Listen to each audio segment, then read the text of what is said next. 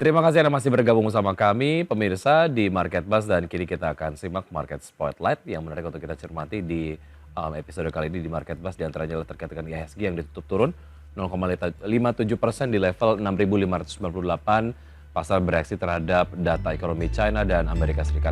Teknologi juga memimpin penguatan sektoral naik 5,44%, sementara itu saham DCII kembali auto reject atas menguat 10% ke level 169.950 per lembar saham. Kemudian saham perbankan jadi penekan IHSG dan Bank Mandiri melemah turun 2,6% dan menjadi saham e-caps yang kemudian mengalami pelemahan terdalam. Dan berikutnya kita akan simak agenda ekonomi dari Amerika Serikat. Ada data soal laporan prospek energi jangka pendek EIA. Kemudian juga dari Inggris ada pantauan penjualan retail BRC. Kemudian juga dari Jepang ada produk domestik bruto di kuartal 4 tahun 2024. Dan ada data soal jumlah uang beredar, dan di Indonesia ada data soal indeks kepercayaan konsumen, dan dari Selandia Baru ada penjualan manufaktur. Agenda emiten BBRI rapat umum pemegang saham, kemudian juga HRTA Rupo emisi obligasi berkelanjutan 2. Berikutnya adalah bursa-bursa utama Asia di pagi hari ini. Kompak dibuka melemah pemirsa, dengan Nikkei melemah 2,72% di level 36.021, STI Singapura melemah 1,51% di level 3.840. Kospi Korea dibuka melemah 2,12% di level 2.515, dan Hang Seng Hong Kong dibuka melemah 1,74%.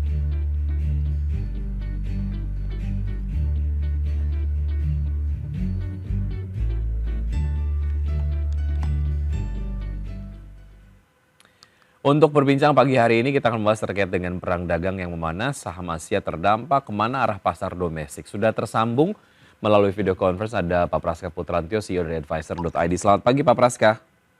Ya, selamat pagi Pak Segi. Ya. Baik, terima kasih sudah bergabung bersama kami di Market Buzz, Pak Praska. Ya. Kalau kita bicara mengenai apa yang kemudian pasar reaksikan lah ya terhadap beberapa dinamika terkait dengan perang dagang yang kemudian semakin memanas, dan juga ada data terkait dengan deflasi di China begitu. Sejauh mana ini kemudian menjadi dua big issues yang kemudian mewarnai ataupun mungkin mempengaruhi pengambilan keputusan investasi pelaku pasar global, dan apa yang perlu diantisipasi di dalam negeri, mengingat juga kemarin IHSG melemah signifikan, Pak Praska. Ya, baiknya kalau kita lihat di sini memang isu perang dagang ini sangat menimbulkan eskalasi kekhawatiran, sehingga memang pergerakan IHSG kemarin sangat fluktuatif ya kalau saya rekap secara pergerakan dagangan sepanjang hari kemarin seperti itu. Dan juga kalau kita lihat kan investor asing itu meski kemarin kita mampu sedikit agak rebound ya dalam kurang lebih 2-3 hari terakhir, tapi kalau saya rekap investor asing itu masih mencatatkan net sell ya di pasar reguler dengan akumulasi dalam sepekan mencapai 991 miliar seperti itu. Artinya memang investor asing belum sepenuhnya confidence lah masuk ke emerging market termasuk Indonesia juga. Sampai juga kalau kita samping masalah isu perang dagang yang memanas, nggak cuma Amerika versus China, tapi juga melihat balasan atau penyebaran ya perang dagang antara Kanada juga dengan Tiongkok seperti itu. Dan samping itu sentimen pelemahan rupiah juga, kemarin rupiah kalau tidak salah melemah kembali, naik ya nilai tukar terhadap US dollar itu dari 16.280-an sampai tembus ke 16.330 atau 16.340-an. Jadi artinya pelemahan rupiah tersebut juga sedikit memberikan tekanan juga di pasar saham. Di samping juga tambahan lagi adalah yang cukup memberatkan pasar hari kemarin ya, itu adalah jatuhnya indeks inflasi, indeks konsumen atau inflasi Tiongkok setahunan yang masuk ke fase deflasi ya, sekaligus mencetak angka deflasi kembali setelah sebelumnya itu dicetak kurang lebih di periode di awal Januari di 2024 seperti itu minus 0,7 karena melambatnya demand meskipun terjadi momentum festival ya, yaitu adalah Imlek ya di akhir Januari kemarin seperti itu. Jadi memang kekhawatiran terhadap perang dagang yang sudah dinotifkan lewat pelambatan atau anjloknya laju inflasi Tiongkok,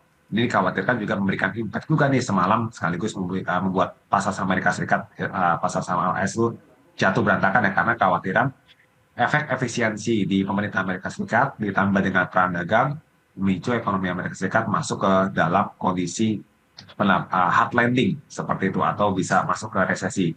Plus juga rilis data Amerika juga kalau dirilis semalam kan data unemployment rate naik yang 4,1 plus juga data non-farm payrolls itu naiknya di bawah ekspektasi seperti itu. Ya, Oke, demikian. terkait dengan perang dagang sendiri ataupun mungkin berbagai macam aksi retaliasi yang dilakukan, memicu kemungkinan inflasi di Amerika Serikat juga akan tinggi dan, ini juga Ya. kemudian, mungkin mempengaruhi terkait dengan ekspektasi terkait dengan penurunan suku bunga The Fed sendiri, atau mungkin ini, malah kemudian tidak menjadi concern utama pelaku pasar, Pak Praska? Ya, baik. Jadi kalau mengenai The Fed kan rilis suku bunga nanti di sekitar tanggal 20 Maret ya, seperti itu yang menurut saya ini juga di pasar. Tapi kalau menurut saya memang tampaknya pasar sudah cenderung mempricing bahwa The Fed itu tidak akan memangkas bunga karena mengingat tingginya angka rilis inflasi kemarin per Februari mencapai 3% seperti itu. Ini sekaligus menjadi alarm juga di tengah kondisi Amerika Serikat yang juga masih cukup cukup stabil ya Ya. dengan inflasi yang tinggi, maka dengan dipertahankan suku bunga dolar pun juga kalau bisa lihat di sini kan mulai menunjukkan pelemahan ya karena memang dari kebijakan bank sentral meskipun bunga nggak turun tapi pemerintah akan coba intervensi lewat imbal hasil. Jadi Hmm. yield obligasi Amerika Serikat itu kalau tidak salah dari yang tenor 10 tahun sudah turun ya ke level sampai ke 4,2% seperti itu, sehingga menimbul 4,17 bahkan ya, sehingga berdampak secara nggak langsung pada pelemahan juga dolar terhadap dengan mata uang dunia, di mana indeks dolar itu jatuh ke level 103 ya dari yang sebelumnya sampai 106. Dan ini menurut saya juga sudah menjadi tools yang cukup ya bagi pemerintah Trump untuk bisa mendorong perekonomian di dalam negeri sekaligus harapannya bisa mengendalikan inflasi seperti itu dengan Oke. mempertahankan suku bunga stabil.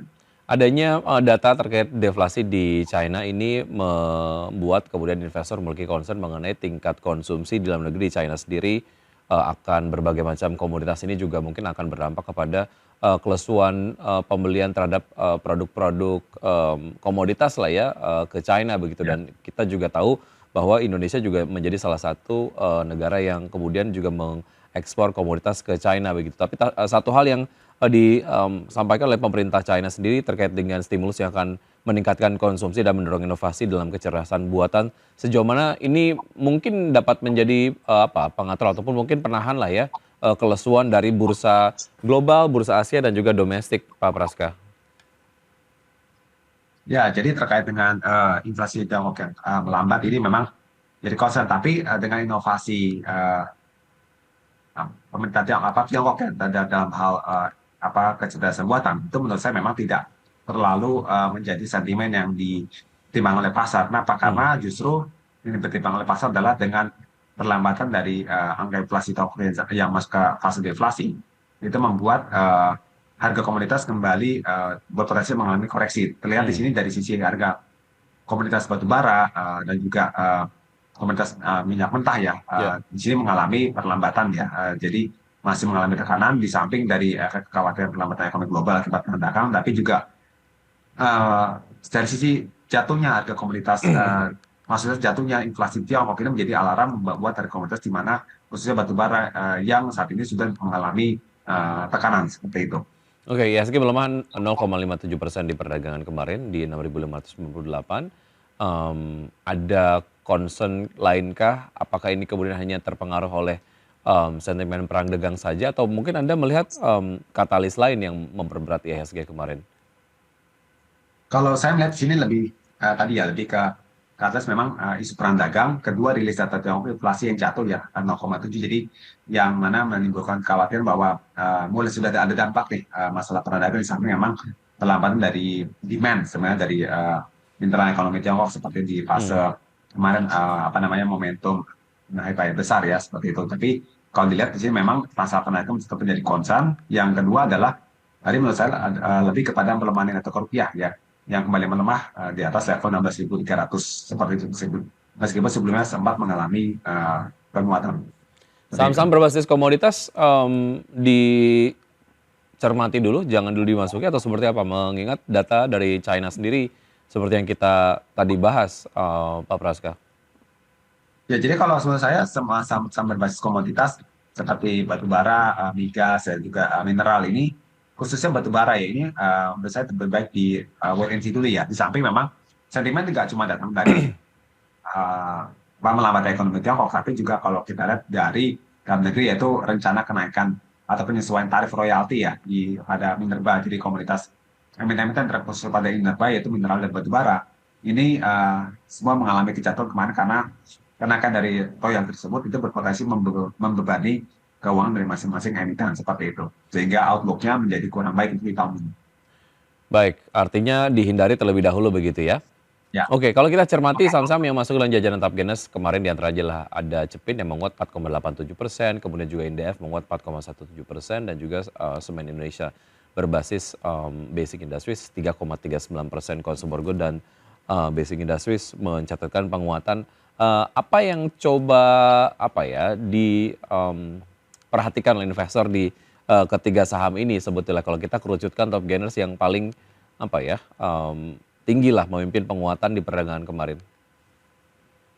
Ya, jadi kalau untuk Cepin tentu saja katalis paling jangka pendek memang sentimen makan beli gratis CNBG ini terutama pada spending pada unggas ini mendorong permintaan yang menarik ya untuk makan ternak untuk unggas seperti itu. Tapi sebenarnya lebih kuat adalah lebih kepada momentum hari raya ya. Jadi jelang momentum hari raya di bulan Maret ini berpotensi mendorong kinerja dari saham-saham berbasis unggas. Jadi termasuk di antara adalah Cepin seperti itu. Nah, kedua adalah kalau Indofood di sini saya melihat memang di samping kinerja yang masih cukup stabil ya, meskipun terdapat tekanan, ini saya melihat Indofood ini masih menarik karena memiliki valuasi yang cukup atraktif ya dan perbaikan kinerja mereka di September kemarin sehingga potensi rilis kinerja di sepanjang 2024 ini berpotensi cukup baik seperti itu. Sementara kalau tadi ada Semen Gresik ya, Semen Indonesia saya ini